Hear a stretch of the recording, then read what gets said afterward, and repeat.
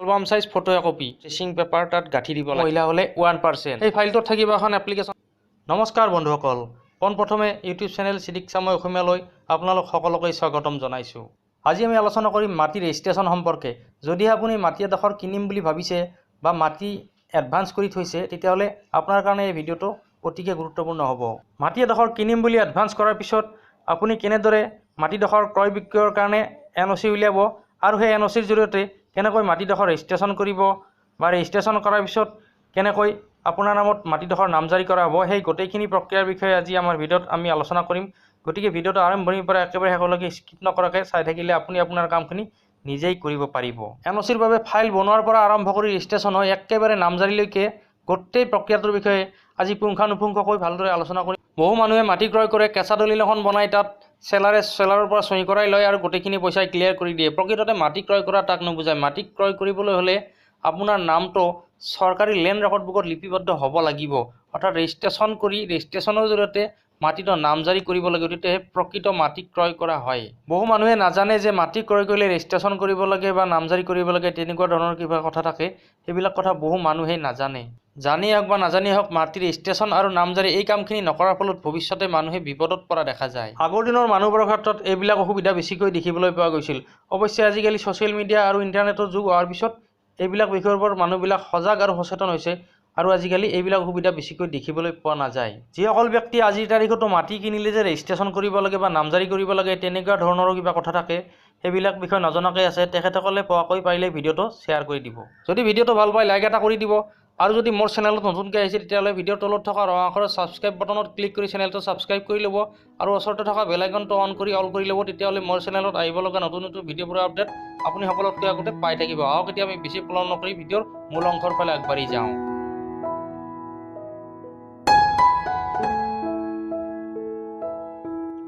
Land registration প্ৰক্ৰিয়াৰ ওপৰত এইটো চেনেলতে আগতে ভিডিঅ' বনোৱা আছে, কিন্তু আজিকালি লেণ্ড ৰেজিষ্ট্ৰেশ্যন প্ৰক্ৰিয়াৰ অকণমান সালসলনি হৈছে বা নতুনকৈ কিবা কিবি ডকুমেণ্টছ এড কৰিব লগা হৈছে, সেইবাবে পুনৰ এই বিষয়ত ভিডিঅ' বনাব লগা হ'ল। মাটি এটা কিনিম বুলি এডভান্স বা আগধন কৰাৰ পিছত প্ৰথম প্ৰাৰম্ভিক কামটোৱেই হৈছে আপোনাৰ NOCৰ বাবে এপ্লাই কৰা। NOCৰ বাবে এপ্লাই কৰিবলৈ হ'লে আপুনি স্ক্ৰীণত দেখুওৱা ধৰণে এনেকুৱা ধৰণৰ এফিডেভিট বনাব লাগিব। চেলাৰ পাৰ্চেজাৰ দুজনৰ কাৰণে এনেকুৱা ধৰণৰ এফিডেভিট বনাব লাগিব।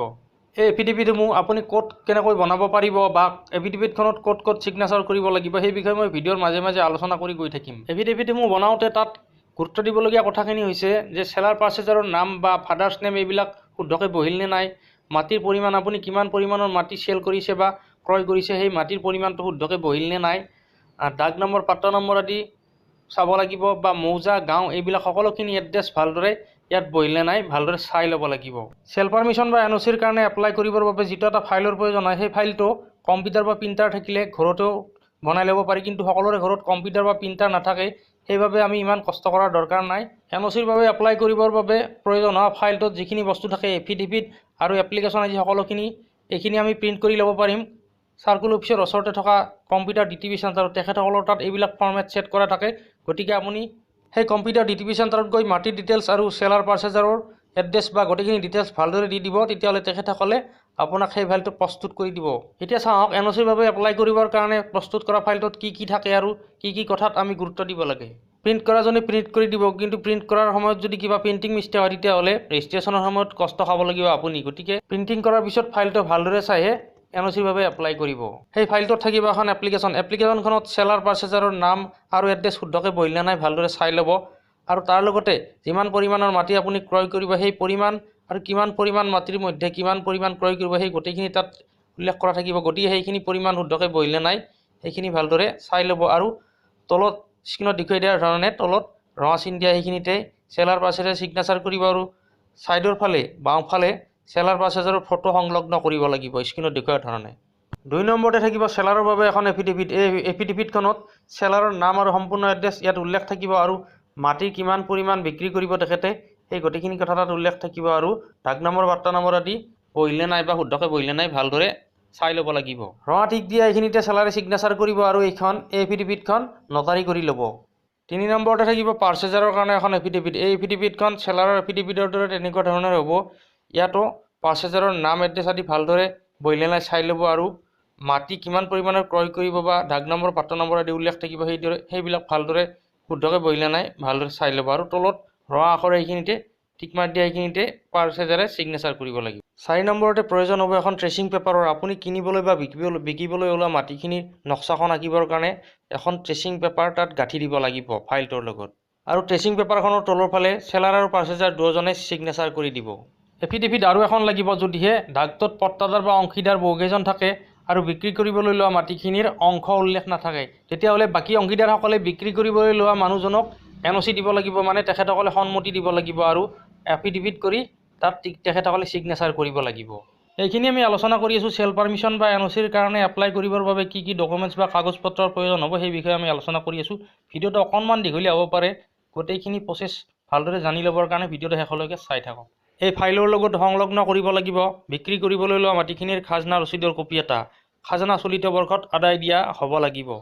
ইয়াৰ লগতে গাঁঠি দিব লাগিব মাটিটোৰ চেলাৰ আৰু পাৰ্চেজাৰ দুয়োজনৰে ভোটাৰ ID আৰু পান কাৰ্ডৰ জেৰক্স কপি একপিকৈ। আজিকালি এই ফাইলটোৰ লগত আকৌ নতুনকৈ দুখন চাৰ্টিফিকেট সংলগ্ন কৰিব লগা হৈছে। এই চাৰ্টিফিকেট দুখনৰ এখন চাৰ্টিফিকেট হৈছে ইনকাম ব্ৰেঞ্চ চাৰ্টিফিকেট। এই ইনকাম ব্ৰেঞ্চ চাৰ্টিফিকেটখন আপুনি ল'ব পাৰিব চাব ৰেজিষ্ট্ৰাৰ অফিচৰ পৰা। চাৰ্টিফিকেটখন স্ক্ৰীনত দেখুওৱা ধৰণৰ হ'ব। এইখন ল'বৰ কাৰণে আপুনি মাটিটোৰ জমাবন্দী আপডেট কপি এটা আৰু এখন এফিডেভিট কৰিব লাগিব। সেই দুখন লৈ চাব ৰেজিষ্ট্ৰাৰ অফিচত গৈ ইনকাম ব্ৰেঞ্চ চাৰ্টিফিকেট কাৰণে এপ্লাই কৰিব পাৰিব। বেছি পলম নালাগে, 2 দিনতে এই চাৰ্টিফিকেটখন ওলাই যাব। তাৰপিছত আৰু এখন চাৰ্টিফিকেট ল'ব লাগিব, সেইখন হৈছে ফৰ্ম 50। ফৰ্ম 50 চাৰ্টিফিকেটখন আপুনি কোৰ্টৰ পৰা ল'ব লাগিব।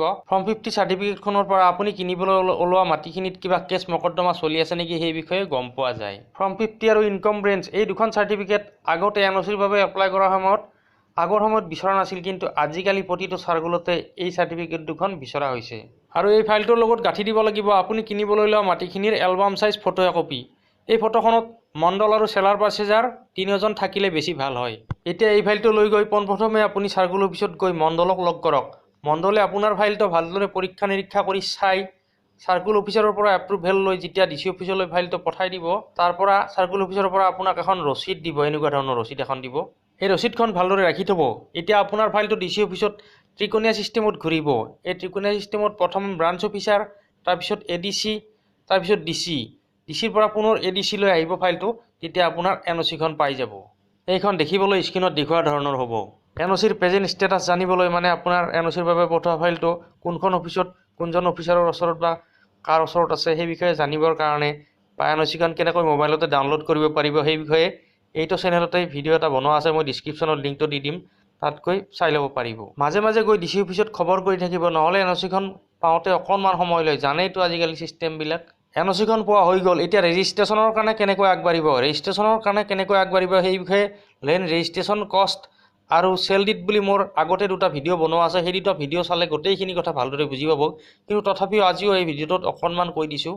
NOCখন পোৱাৰ পিছত মাটি ৰেজিষ্ট্ৰেশ্যন কৰিবৰ কাৰণে 2টা বস্তু প্ৰথমতে কৰিবলগীয়া হয়। এটা হৈছে ষ্টাম্প ডিউটি বা ষ্টাম্প পেপাৰ ল'ব লাগিব আপুনি, আৰু চালানৰ জৰিয়তে ৰেজিষ্ট্ৰেশ্যন ফিজটো পে' কৰিব লাগিব। ষ্টাম্প পেপাৰ ল'ব লাগিব NOCত দিয়া মাটিৰ টোটেল ভেলুৰ ওপৰত 3% পুৰুষ হ'লে আৰু মহিলা হ'লে 2%।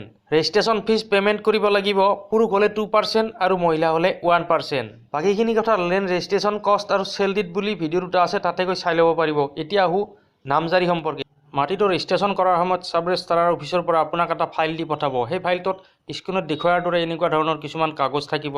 ফাইলটোত থকা প্ৰতিখন কাগজ জেৰক্স কৰি ল'ব, বথ ছাইড থাকিলে বথ ছাইড ভালদৰে জেৰক্স কৰি ল'ব, আৰু নামজাৰিৰ কাৰণে এখন এপ্লিকেশ্যন লিখি জেৰক্স কৰা কাগজখিনি এপ্লিকেশ্যনখনৰ লগত গাঁঠি দি মণ্ডলৰ তাত জমা দিব।